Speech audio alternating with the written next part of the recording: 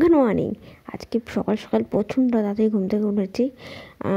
কাজ বলতে আমার অনেকগুলো কাজ ডান হয়ে গেছে। চুলটা প্রচণ্ড মেসি হয়ে গেছে, তার কারণ হলো কেন একটু অয়েলি হয়ে গেছে।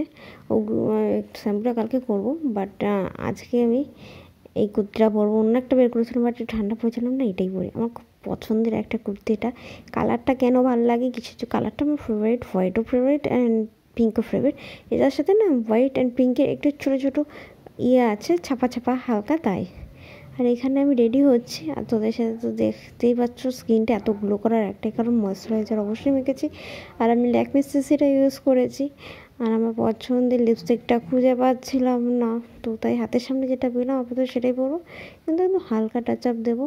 খাওয়া বলতে দু গাল মুড়ি মুখে দিয়ে বেরোচ্ছি, কেন একটু আবার খিদা বাইরে খেতে ইচ্ছে করে, আর খিদা পেলে আমি বাইরে অবশ্যই খেয়ে নেবো। আর অনেকগুলো কাজ আছে, সেই সব কাজগুলো আজকে সারবো।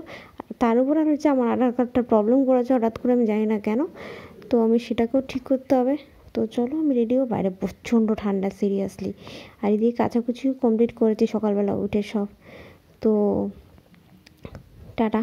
আর এটা তো চশমার খাবার, এটা ঢুকিয়ে রাখবো। এখন বিকালবেলার থেকে বিকালবেলা না, অনেকটাই রাতের দিকে হয়েছে, আমি অনেকক্ষণ আগে এসেছি বাড়িতে এসেই ছটপট করে বরকে বললাম চলো ব্যাগ এখন চলে যাই।